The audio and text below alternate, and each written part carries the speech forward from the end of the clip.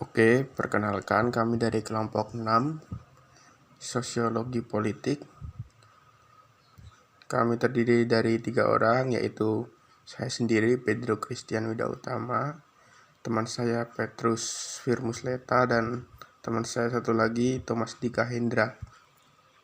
Di sini kami akan sedikit menjelaskan tentang berbagai jenis konflik serta teori-teori rasis yang ada di dalam mata kuliah Sosiologi Politik. Yang pertama adalah konflik-konflik rasial.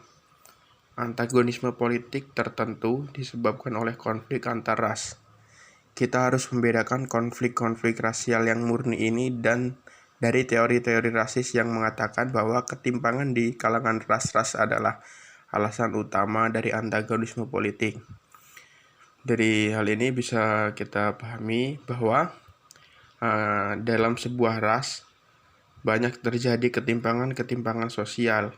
Perbedaan-perbedaan tersebut yang menjadi dasar serta alasan yang kuat untuk terbentuknya sebuah antagonisme di dalam struktur politik.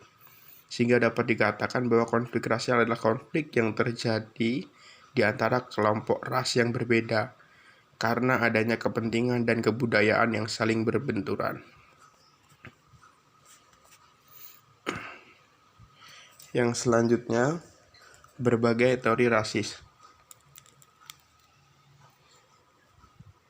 Teori-teori rasis mengatakan bahwa ras manusia yang berbeda mempunyai bakat-bakat sosial dan intelektual yang tidak sama dan merata. Mereka menganggap bahwa beberapa ras secara biologis lebih rendah dari ras yang lain. Konsekuensinya adalah pertentangan antara ras-ras yang lebih rendah dan lebih tinggi untuk memperoleh dan melaksanakan kekuasaan politik. Jadi, teori rasis ini memilah-milah antara beberapa ras yang memang memiliki sebuah perbedaan, baik bakat sosial dan intelektualnya yang tidak sama. Jadi mereka menganggap bahwa bakat sosial dan intelektual ini bawaan dari lahir mereka, sehingga terjadi pertentangan antara ras-ras tersebut untuk memperebutkan kekuasaan politik. Selanjutnya, teori-teori tentang rendahnya ras berwarna. Teori tentang superioritas ras putih terhadap ras-ras berwarna adalah bentuk rasisme yang paling dominan, dan dia diungkapkan atas berbagai macam cara. Umumnya kaum rasis percaya bahwa orang-orang hitam akan sukar untuk maju keluar dari struktur sosial kesukuan yang primitif. Bangsa-bangsa kuning bisa mencapai negara dan masyarakat yang lebih kompleks, akan tetapi tidak mampu memberikan bentuk demokrasi yang paling tinggi. Kaum rasis menempatkan bangsa kulit kuning pada tempat tertinggi dari semua kulit berwarna. Pandangan ini tak syak lagi mencerminkan kenyataan bahwa peradaban Cina telah dikenal untuk masa yang sangat lama. Jadi, awalnya kita bisa mengetahui bahwa ada beberapa ras kulit yang ada di dunia ini, seperti ras kulit putih, kulit kuning, dan kulit hitam. Dan mereka beranggapan bahwa ras kulit hitamlah yang lebih rendah daripada ras-ras yang lain. Mereka beranggapan ras kulit hitam masih berkutat pada struktur sosial kesukuan yang primitif, sehingga untuk melangkah maju ke depan sedikit lebih sulit dan tertinggal daripada ras-ras yang lain. Kenyataan tersebut juga menyatakan bahwa peradaban Cina telah dikenal untuk masa yang lama, karena umumnya dari ras-ras Tiongkok adalah orang-orang yang termasuk dalam ras-ras kuning.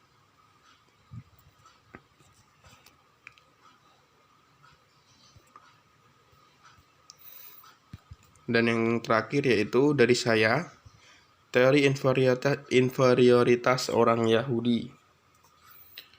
Antisemitisme adalah bentuk kedua yang paling nyata dari rasisme. Antisemitisme didasarkan pada paham ras Arya lebih tinggi dari semua ras lainnya.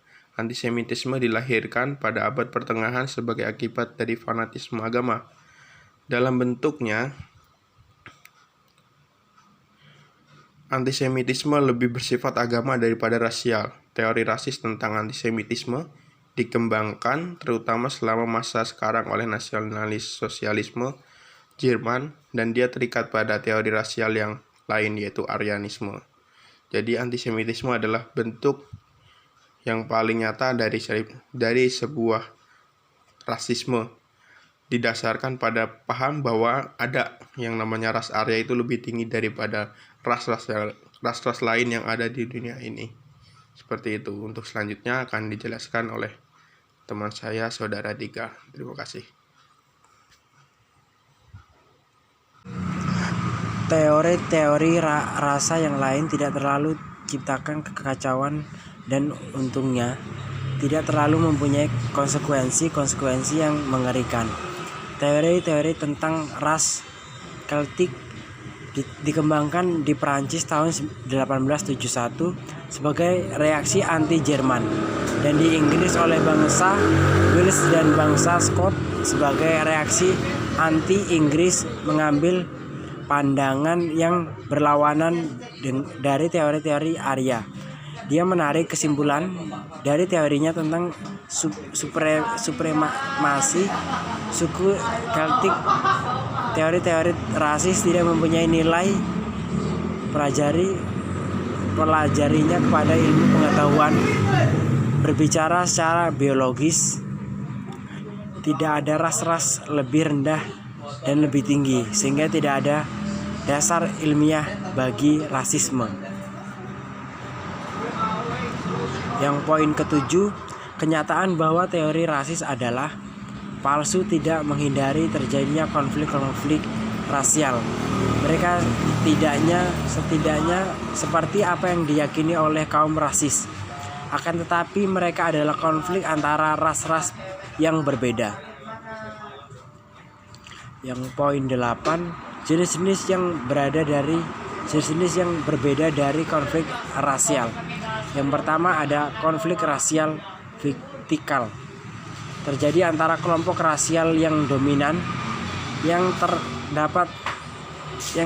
bertempat tinggi di atas tangga sosial dan kelompok rasial yang diperintah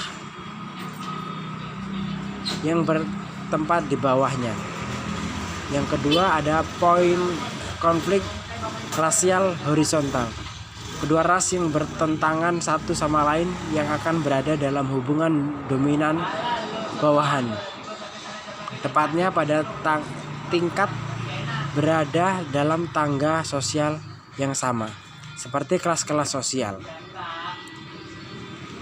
Poin 9 ada konflik antar kelompok teritorial. Kebanyakan komunitas manusia dibagi-bagi menjadi kelompok-kelompok tutorial. Bangsa-bangsa di dalam masyarakat internasional. Proporsi daerah dan distrik dalam bangsa-bangsa. Sehingga dapat dikatakan kelompok teritorial sebagai berdasarkan wilayah. Kebanyakan kelompok teritorial berada di dalam bangsa-bangsa. Antagonisme antara kelompok teritorial dalam bangsa-bangsa kurang lebih bergantung dari tingkat interasional. Ini enak ya, Cat. Bahasa semua loh baju gua. Oke, baik. Saya akan melanjutkan presentasi konflik antara bangsa-bangsa kaya dan miskin. Konflik ini pada umumnya terjadi antara bangsa-bangsa kaya dengan bangsa miskin, di mana tingkat penghasilan dari sebuah bangsa menjadi penentu apakah bangsa tersebut termasuk bangsa yang kaya atau bangsa miskin. Nah, oke, lanjut ke slide berikutnya. Itu konflik antara kelompok-kelompok korporatif. Nah, dalam arti sempit, kelompok kooperatif mempersatukan orang yang terlihat di dalam kegiatan profesional tertentu. Dalam arti luas, kita harus menambahkan kelompok-kelompok yang dilatih dan dididik di dalam sekolah-sekolah yang sama. Mereka menjadi anggota agen pemerintah yang sama atau klasifikasi profesional yang sama. Oke, yang terakhir ada konflik di antara kelompok-kelompok ideologis. Di sini kita artikan kelompok-kelompok ideologis adalah kelompok dengan tubuh keyakinan ideologis yang sama. Ada banyak kemungkinan klasifikasi kelompok-kelompok ideologis. Perbedaan terutama adalah antara kelompok-kelompok politik dan non-politik, sehingga dapat disimpulkan konflik antara kelompok ideologis adalah konflik yang terjadi karena perbedaan ideologi politik. Contoh kecilnya itu ketika saat terjadi akan menjelang pemilu, biasanya ada beberapa kubu yang saling berbenturan ideologi politiknya. Yang satu kubu membela si A dan satu kubu lagi membela si B. Di situ terjadi perbedaan ideologi politik yang dapat memicu sebuah konflik terjadi. Untuk presentasi dari kelompok kami cukup sekian dan terima kasih. Mohon maaf apabila ada kata-kata kurang berkenan. Sekali lagi kami ucapkan terima kasih.